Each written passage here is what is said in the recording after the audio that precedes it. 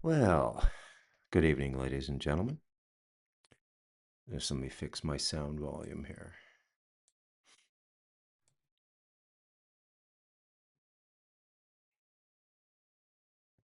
I'm Bruce McDonald, and this is, in fact, the Talamanca Review.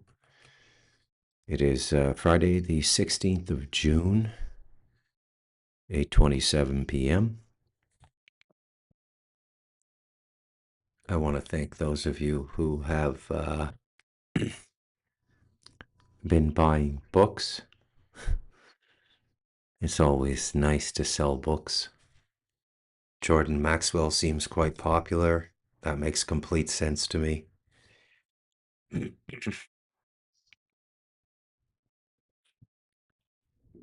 Really kind of amazing how forward thinking, not thinking, but how ahead of the curve he was, you know. Yeah, Jordan was way ahead of the curve.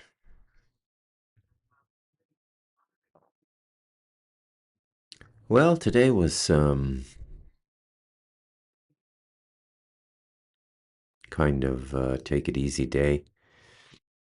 I didn't really have any work. I didn't work on the Alan Watt book. It's almost done. I just got to get a good cover done. I just sort of took it easy today. A lot of meditation. It took a little over 2 hours. Beautiful. The inner life is just so beautiful. I don't know why everybody doesn't get into it. Well, I do actually, because there's a buffer you have to get through before it gets good. You got to deal with you got to sit and look at all your own bullshit at the beginning. And that could go on for an indeterminate period of time, depending on what you're dealing with. But after that, it just gets really blissful. Been having a few entity visitations lately. Something popped in last night while when I was about to fall asleep, but I wasn't quite asleep. Something came into my consciousness. It's so weird when these things pop in. I mean, you just immediately know that it's real. And there's usually some form of communication. They don't look at all human. They don't look like anything you've ever seen in a movie or a comic book or anything. It's just like you immediately know there's no way my unconscious or my imagination can be generating that. So it goes.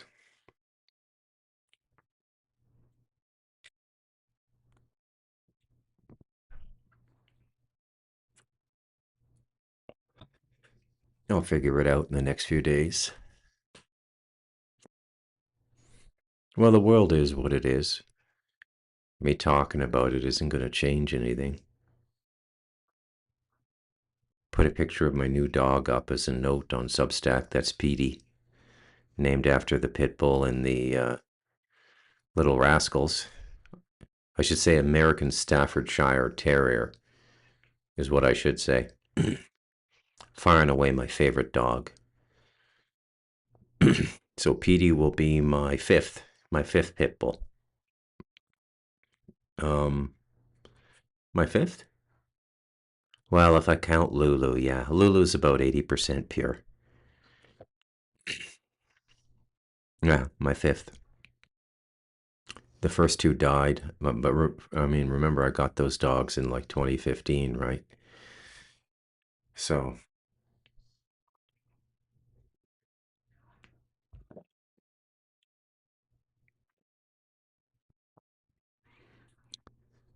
tonight I'm in a really fantastic mood, which makes podcasting a bit more difficult because I think good podcasting pivots off of tension, two things pulling in opposite directions. And I don't have any of that really going on tonight. I mean, the world is moving forward as it's wont to do, and there's all kinds of craziness. It seems as though Canada is going into a bigger relationship with China which I think is a huge mistake. Absolutely huge mistake. We'll see. I could be wrong. But I don't think the United States is going to take too kindly to that. The Canadian Prime Minister also said that as a member of NATO, Canada would defend Greenland.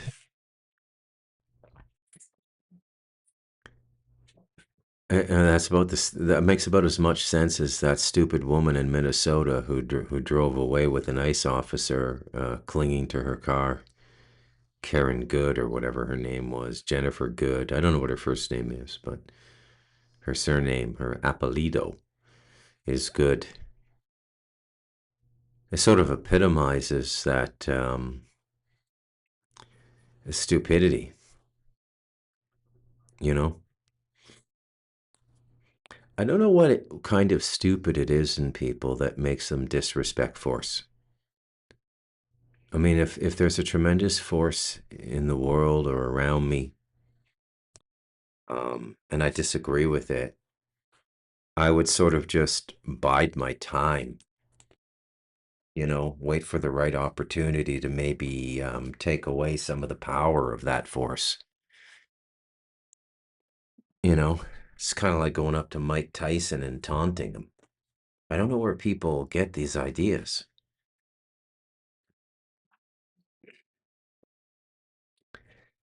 Probably in some gender studies course somewhere. It's kind of manufacturing a lot of this stupidity.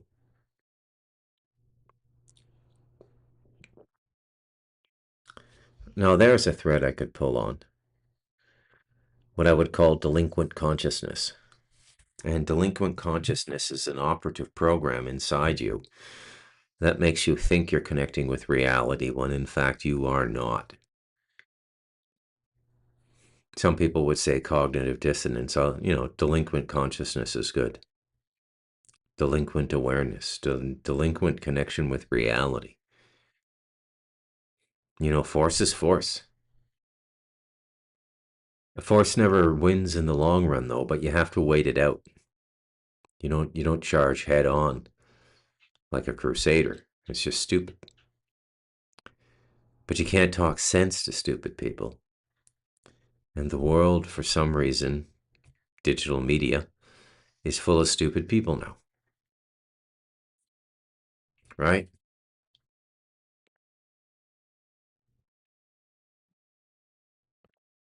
Full of stupid people. Now, I think that the underlying tension between all factions now is God. I think when you strip things down, and I like to do that.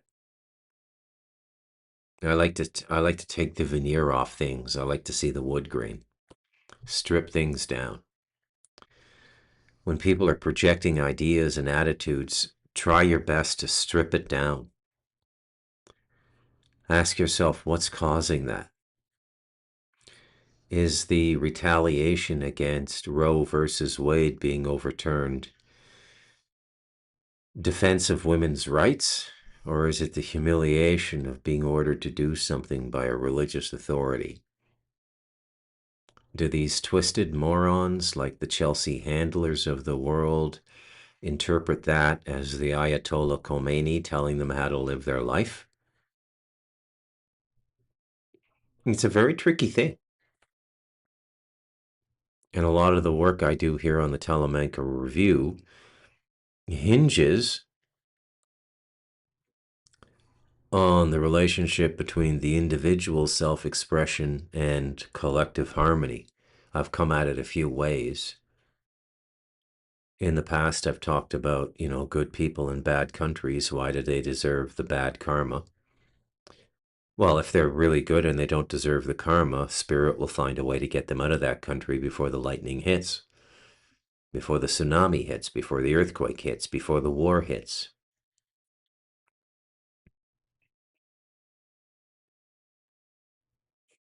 But the world is just absolutely chock full of stupid people now.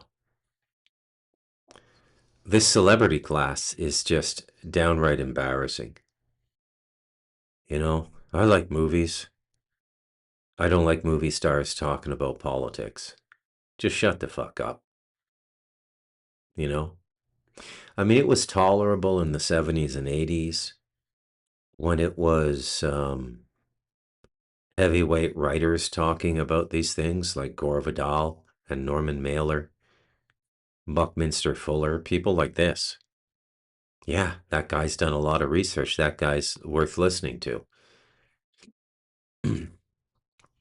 But to hear somebody's opinion on how the world should run and their only claim to fame is they played Jason Bourne or they're an on again, off again alcoholic Irish Catholic actor like Sean Penn who's trying to pretend he still has his heart. No, no, Sean, you lost your heart decades ago. That's what Hollywood does to people. Stop kidding yourself. You lost it. You lost your soul. Or your connection. You can't really lose your soul, but the personality becomes so predominant in the person that they lose contact with that deeper person, that deeper being inside them. So don't tell us that you're more virtuous than us. We don't give a shit. You know? Those are some of the harder to see examples. The other ones are just transparent, you know? Taylor Swift. The Democrats trying to swing the election with Taylor Swift endorsing Kamala Harris. How fucking retarded do you have to be to try and do something like that? And more importantly, what does that say about the electorate you're speaking to? Stupid people, man. Stupid people vex life. Now, don't think I'm being an elitist here. Stupidity to me it has nothing to do with your level of education. I would say in many ways, the Quebecer are smarter than me. Way smarter than me in some ways. Okay? I would say my wife is smarter than me in some ways. And these people have, like, by North American standards, maybe the equivalent of a grade 8 education. But their primal intelligence, their spiritual intelligence, what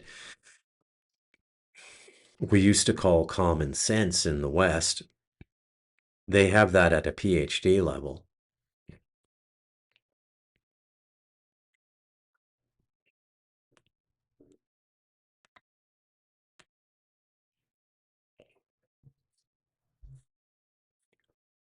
So when I say stupid people, I'm talking about people under the influence of a spell or intoxicated with themselves, intoxicated by their own personalities, in a perpetual state of psychological masturbation, stroking themselves.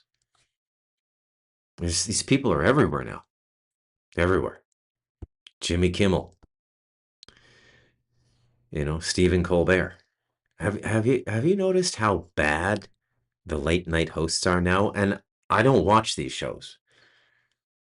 I stopped watching them. I think like I used to watch a little bit of Letterman, like maybe 2 shows a month. Me, I used, a little bit of Jay Leno.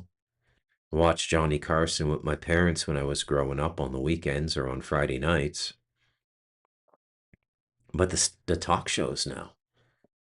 See, from my perspective, there's literally no difference between North Korea and the United States. There's just two different systems of control. One is overt, which leaves your consciousness alone, provided you worship the great leader, and that would be North Korea.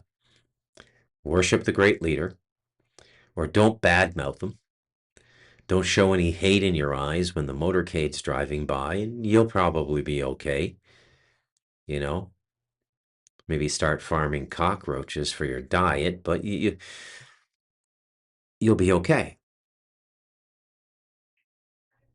I found this when I lived in Taiwan as well. It was run by basically a one state government. The Kuomintang was still running everything. They had an opposition party, but their possibility of winning was zero to zero were their probabilities.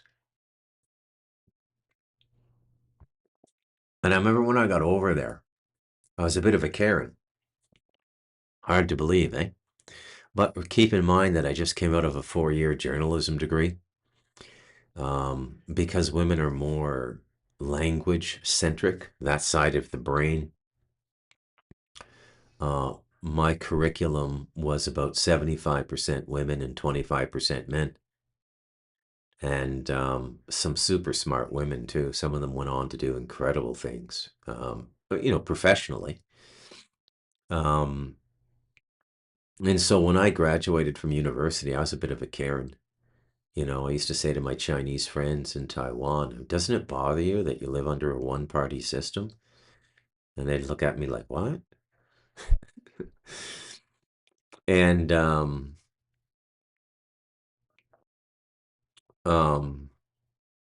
but it worked. That's what I was too. By the time I left, I figured it out. I went, man, this works. You know, I left with a tremendous respect for the pragmatism of Chinese governance, whether it be Taipei or Beijing, Taipei being Taiwan, the capital of Taiwan. And it was impressive. It was impressive to watch. It was just amazing the way they did things, you know? Very low income tax, like 6%. And even that 6%, nobody but civil servants paid it. 50-60% of the economy was black market, and the government made the money it needed to operate through controlling certain industries like beer and cigarettes. And I remember my second year there, I just thought, wow, the genius of this. So many of these things get misinterpreted. There's a quote that I think Justin Trudeau made in 2015 where he said he respects the basic dictatorship of China. And it always gets taken out of context. And the last thing in the world I thought I would ever do in my life on the Talamanca Review is defend Justin Trudeau. But if you listen to the whole interview with the journalist, he says that what I respect about it is they can do things so quickly. They can create new lines of industry overnight. They can retool factories. They can do it because there's no red tape. There's no bureaucracy. There's no opposition. You don't have to get an election or a referendum on anything. And that's what he meant. He was talking about the efficiency. And when you look at the growth in China's economy, he was not wrong, you know? Oh, speaking of Canada, big news out of Canada today. Yes, I think the news came out yesterday or today. The Appeals Court of Canada has ruled that the invocation of the Emergencies Act during the Ottawa, Ontario, Canada trucker convoy was in fact unlawful and illegal, which isn't going to affect Justin Trudeau at all. But what it does is open the door for all of the people affected by it to sue individually. And this could be anyone who even had their um, crypto exchange account frozen or had their bank account frozen. They can all take the government, they can all sue the government now. Or they could collectively do a class action.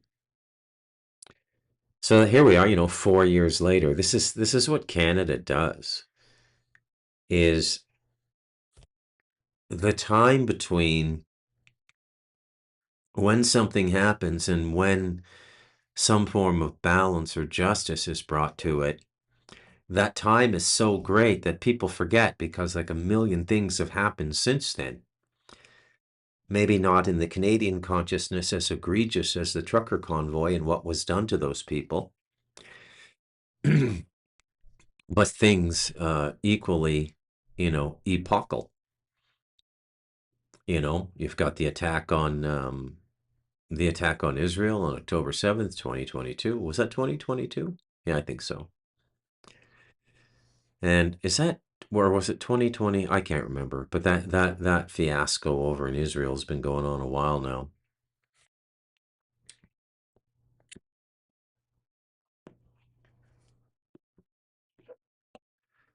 But everything moves super slow in Canada. Any kind of thing you want to get settled, any kind of one of injustice you want to get rectified, It's going to move very, very slowly.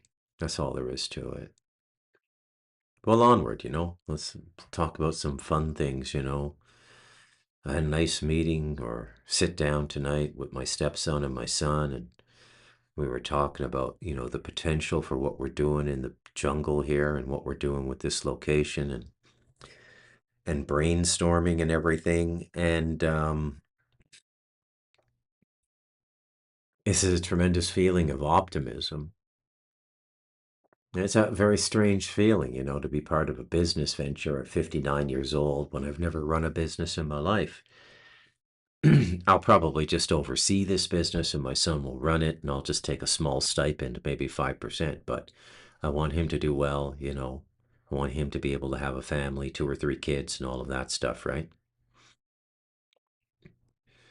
So, so many things now, you know, things you didn't think about at the time, like you can come up here and stay and everything you eat is grown up here. The chicken, the fish, pork, the beef, everything, you know. That's pretty amazing, right? Total control of the animals, no antibiotics, fresh fruit, all of the good things. And just talking about all the possible lines of business. My stepson's girlfriend said, "Have you thought about doing ayahuasca?" I said, "Well, it's not native to the Quebecer.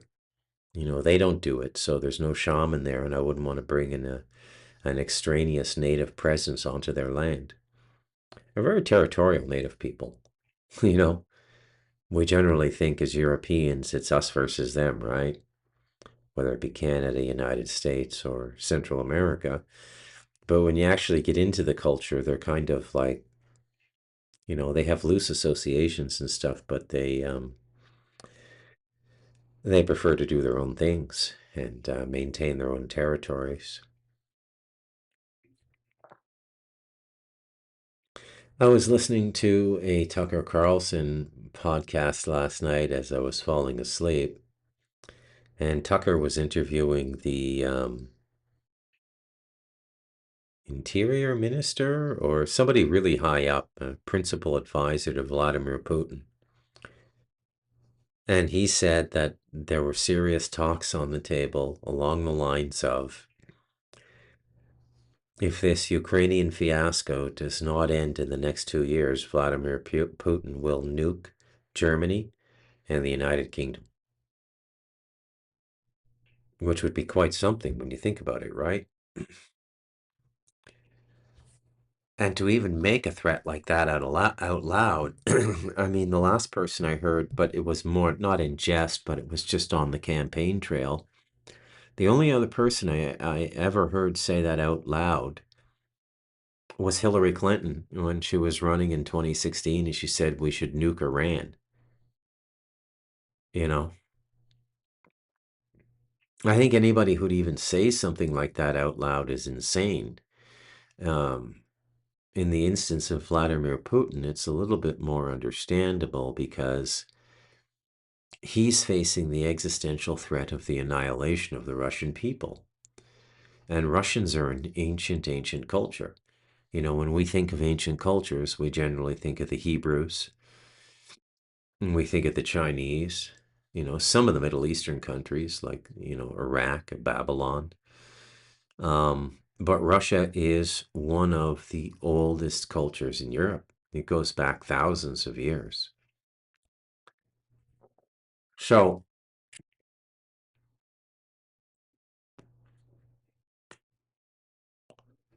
this is a serious threat for them. I don't know what Europe's trying to accomplish with this. I don't understand any of this. I guess I'm not supposed to understand it. You're just supposed to agree that Russia bad. And that's what I mean about when I make my comparison to North Korea and the United States or North America, because Canada's no better worse. It's about how your freedom gets usurped, how your autonomy, your independence, your ability to express yourself, how it gets usurped.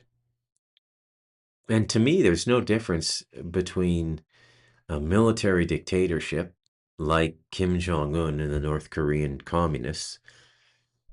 There are some differences. I'll get to them in a minute, but I'm talking about at the level of consciousness, your freedom to think and be yourself. There's no difference between the force of law in North Korea and the nonstop lies, mental manipulation, psychological manipulation, and Edward Bernays bullshit in America.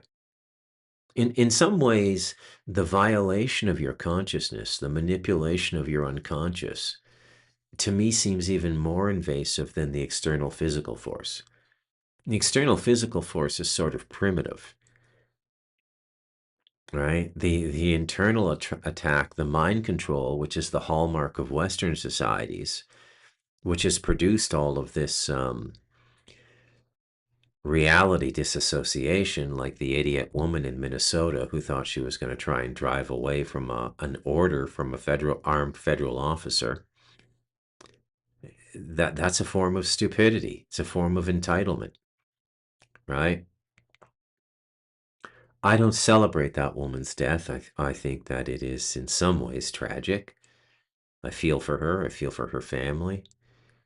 But at the same time, what would happen if a society evolved where nobody had any respect for authority? You know? So for the last decade or so, I've sat on the right. So like most of us around the time I came over here to Costa Rica, around 2014,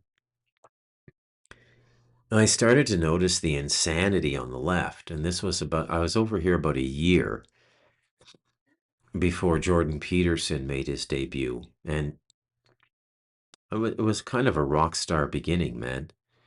Just him captured talking to a group of students who demanded that in his classroom and on campus, he use their preferred pronouns, and him explaining why he would not do that. And thus began a contemporary media legend, Jordan Peterson. Whatever you think about him, he's a media legend at this point. And so I saw it all starting, and I thought to myself, well, this is insane. And I went over to the right. And now, most of my life, I've been a liberal. It's easy to be a liberal when you're young because liberalism allows all your indulgences, you know? As you get older, you shift more and more to conservatism. Everybody does. Look at the Clint Eastwood arc. Look at the movies he's doing with Sergio Leone in the late 60s. Look at, the 70s. The Dirty Harry series, all of that sort of stuff. It is classic liberalism, right? The Dirty Harry series was a bit right wing. It was about very much about the excesses of liberalism in San Francisco. When you look at the later part of Clint Eastwood's life and the movies he did, Gran Torino, Million Dollar Baby, The Mule, just absolutely brilliant and touching films, and very conservative. And so as you get older, you naturally become more conservative. And the only exception I've seen to this rule is in homosexual communities. And I think, although there's a lot of gay right-wing people now too, but generally there's a certain group of homosexual that believes absent liberalism, they'll be tarred and feathered or something. There'll be some form of inquisition if left to the devices of the right, which of course is ludicrous. I mean, the gay life is here to stay in the West. I mean, I could be wrong. Something dramatic could happen to change it, but I don't think so.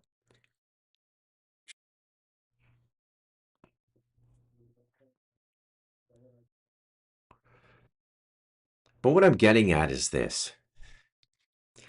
If you study people closely enough, you'll see that their political views are in alignment with their disharmonies, with their own disharmonies. And so this is part of the process of um, compromising the full potential of a society in a so-called free society. Because political classes will evolve to pander to these imbalances in people just to get votes. Right? And please don't insinuate from what I'm saying that I'm calling homosexuality an imbalance. I'm not. True homosexuality is a natural expression in human beings. Okay? It's as natural as heterosexuality. It's an aberration, but it happens and it's natural. It's just who people are from birth. So I'm not going to be throwing gay people off buildings like in the Middle East. It's ridiculous. But in the West, and in the United States and Canada, entire political movements subsist on these irrational fears in these so-called minority groups. And pandering has become a big part of politics. You have to pander to people. Look at Somalia. Look at that idiot mayor, Fry, going to all the Somali events and doing their stupid dances and all that crap. He's pandering for votes, right? Probably a lot of this corruption and turning a blind eye to it was the voting base in the Somali community. And so our system of government creates problems no different than Beijing or Pyongyang or Moscow. I don't know why people have such difficulty seeing reality.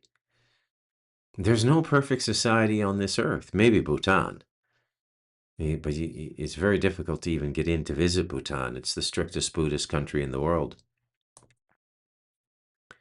I would say Costa Rica is pretty close to being a perfect place. Perfect. And people are smart, they vote well, they pressure their governments. So it's a pretty good mix of things here, and very effective.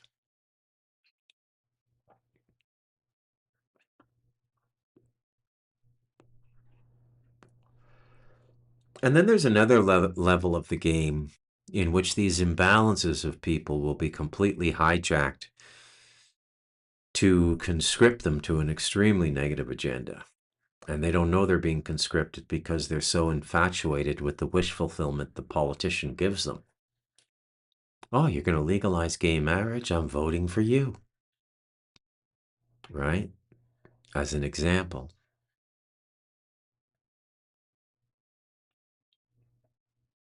This is the world we live in.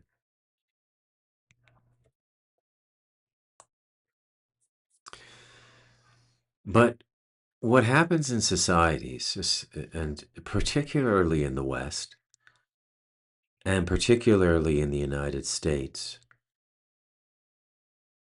and this also applies to individual lives, okay? What happens is your greatest strength ends up becoming your greatest liability over time for living a balanced and whole life. So if you're a young man and you're a thug and you get used to getting your way by intimidating people, slapping them around a little bit and stuff, that's a very bad habit to instill in yourself when you're young. And if you don't get rid of it, you're not going to age well into your 30s and 40s. Because it's not a good way to live. It worked at that moment, maybe in high school or whatever. It worked then. You got the chicks, you got the respect, you got all that stuff you were looking for. But long term, it doesn't lead to a balanced and harmonious life. And it's the same thing with extreme beauty in a woman. I've seen this play out so many times in my life that I find myself almost agreeing with the Chinese and the Indians that physical beauty in women is a kind of a curse and a kind of an evil in their lives. What happens to beautiful women? Well, they get used to getting everything easy. And that doesn't lead to a well-balanced long-term life. And perhaps I should take a moment to define what I mean by a well-balanced long-term life. It's where you get to live how you want to live, but you also fit into groups, family, community, province, state, nation, and you receive the maximum benefit of every level of life. Again, I don't know why I'm quoting Jordan Peterson tonight, why I've brought him up twice. I rarely think about him, but this is just the way my mind works when I'm podcasting off the top of my head. He had this brilliant saying, he was being interviewed by some hardcore feminist journalist at the BBC. It's about 7 or 8 years ago. And she was giving him a hard time about, saying, basically making him out to sound like a male chauvinist and women should stay home barefoot and pregnant. And he corrected her and he said, look, that's not what I'm saying. And he said, there's a balance to everything. What I'm saying is if that you put your pleasure and your lifestyle, your career, and, having a new boyfriend or live in romance every 2 to 5 years and flying all over the world to do exotic things.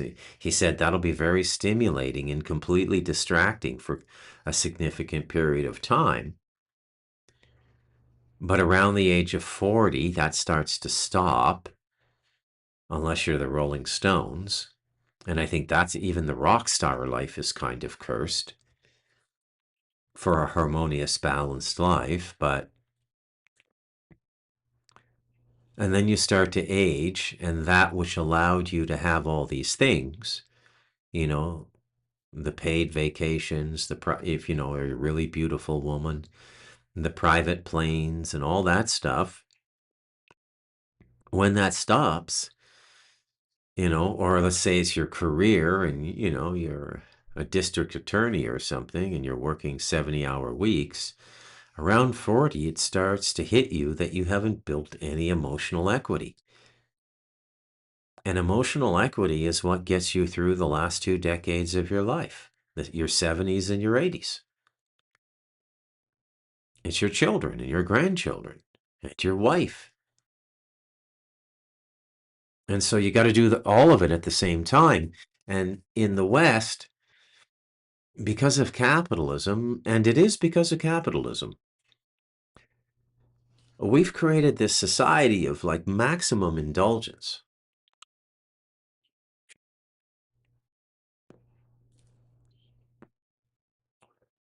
And people get blinded and they don't see the light on the train tracks and they get run over in their life, figuratively speaking.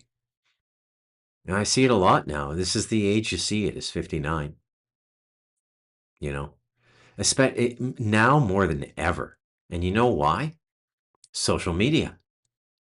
I joined Facebook about 19 years ago in 2007. And I have people on Facebook and my social media from elementary school, middle school, high school, university, various job contracts I worked. Literally, my life is sectioned by the people I know all through my whole life on social media. And I've never heard anybody say this before, but hopefully this is a first, and I'm the first one to talk about this. Social media is an incredible piece of anthropology, okay? And sociology, because you get to look into the lives of people you knew when you were 21 in university. And here you are almost 40 years later, and you say, oh, I remember them when they were young. How did their life turn out? And you can do all of this sort of auditing on people's lives. It's fascinating. I went to university with some of the most beautiful and intelligent women of my generation in Canada. My program had a very difficult admission rate. 1 in 32 applicants got in. It was considered like the engineering of the social sciences. So generally, engineering schools are hard to get into. They're really good ones because you're guaranteed employment, right? So, like MIT is hard to get into, but if you do get into MIT, you're going to have a pretty good life. And it was the same with the program I went into. It was well known that if you graduated from this program, there were ample opportunities for you in writing, journalism, broadcasting, public relations, speech writing, all kinds of stuff, right? You were considered a master communicator, way beyond somebody with just an English degree. And so I met some super bright and super beautiful women at the height of their power at 20, 21 years old, going to university. I went to university with women um, who were the mistresses of professional baseball players, Toronto Blue Jays guys. And they would come to school on Monday, come to university, college, what you call in the United States, we call it university.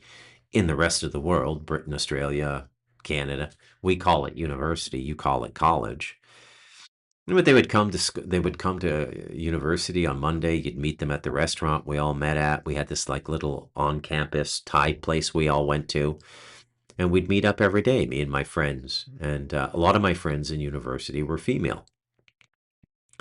And I'd listen to their weekends, and oh, so and so took me on we went on his sailboat, and I'm thinking this 21-year-old girl is out dating this 35-year-old Toronto Blue Jay who's got a wife and kids, and there was another girl I knew. Some things maybe I shouldn't say out loud, but who cares? It's a long time ago. I knew one girl who was Dan Aykroyd's mistress. Okay, now Dan Aykroyd from Ghostbusters, he lived in Los Angeles at the time, I think. I mean, this was, I went to university from 88 to 92, and and he was married to a very beautiful woman. She was famous at the time. I forget her name. But like all men with money, power, and fame, he had mistresses, and this was his 21-year-old thing on the side when he flew into Toronto, and because he's from Canada, he could always make an excuse to his wife, oh, I'm going to fly to Toronto for the weekend and see some friends, and he had this mistress on the side. And I remember looking at this as a young man and going, wow, women have so much power and opportunity. And on top of that, they were smart. Some of them were super smart. One woman I went to university went on to be a very well recognized novelist in Canada. She's written 3 novels. She ultimately figured out what all writers do in our generation is that you can't live at it, but she did very well at it and got reviewed in every major daily newspaper. I just caught up with her on social media a little while ago, a couple months ago, and I'm not going to cast judgment on her life, but she lives in a small town now. She's single and she does a lot of pottery. She does a lot of clay. No husband, no kids, no nothing. But back in the day, she was like a female James Bond, man. You know? And all these beautiful girls I went to university with, they all had boyfriends at least a decade older with them. Basically, what we call today sugar daddies. And, you know, if you take the stuff we have around us today, like an iPhone 17 worth 1500 US or the Pro Max version worth 1700 US dollars, they'd be going around school with stuff like this. And the rest of us are just like macaroni and cheese, right? Living off student loans, grants, and side work as waiters and bartenders.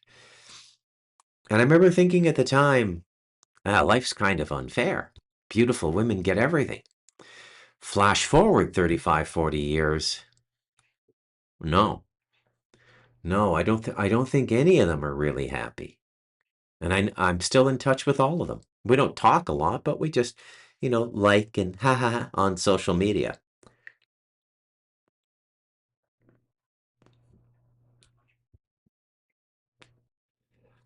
I'm, of course, the weirdest person anybody's known if they've known me or not not weird, not like Newman on Seinfeld or anything. Not weird, but completely unpredictable. Nobody could figure me out. I couldn't be typecast.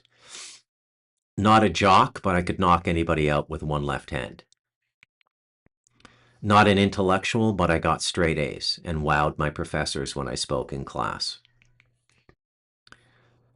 Not a rebel, but not really super involved or super committed to anything. And remember, I'd already started meditating and everything, right? I had my whole life set up by the time I was 17, 18.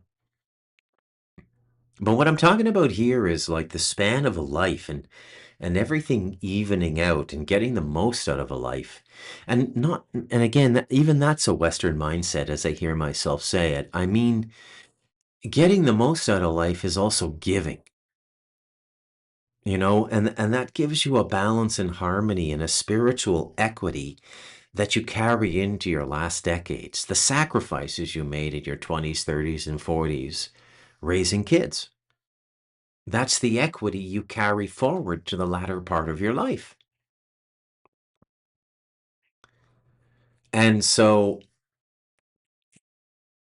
I was born as a Gen X, right at this turning point where, the internet came out in 97. But when I went to university, there was no internet.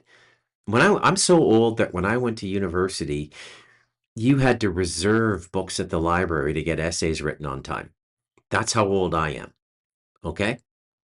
Now, I've often wondered what it would be like for me to go back and try and get a second or third degree now. I bet you I could do a 4-year degree in 18 months now, remotely from this mountain, just doing all my research on the internet and submitting my papers.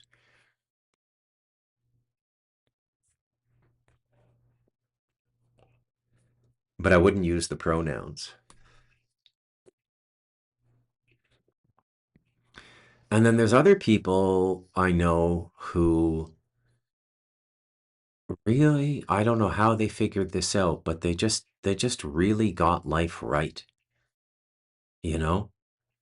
And you catch up with them when they're, we're 45, 15 years ago on social media. Hey, how's it going? Oh, not too bad. This is what I took over my dad's plumbing company. I have 2 kids. My son has a tryout as a goalie with the NHL, the National Hockey League, and my daughter's getting her master's degree in this. And you remember the guy from elementary school and high school, and you just go, wow, and you never saw it. You think back to him, you thought, meh, but he had a really good, well-balanced life, you know? Now, life's an art form. And the capital society, what traps us is it's all the temptation, you know? I was tied up in it for at least a decade, wanted to be a household name as a writer. I look back on that now and it just seems insane to me. But at the time, it made complete sense to me. It validated my existence.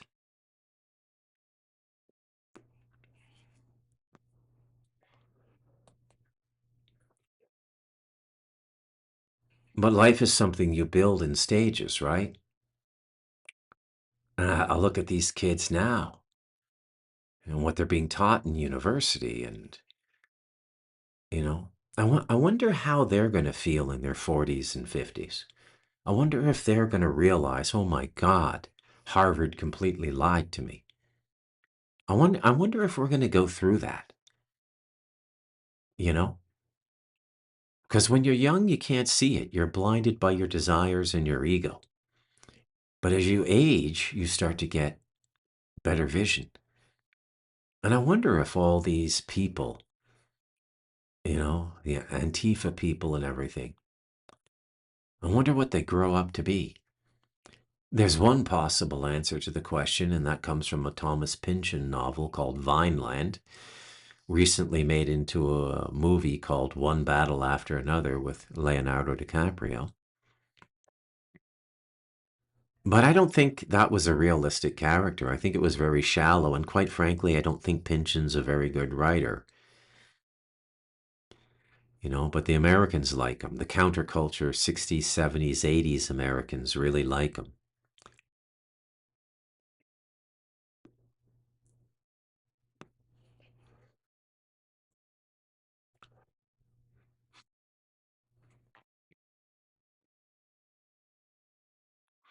It's amazing as you get older.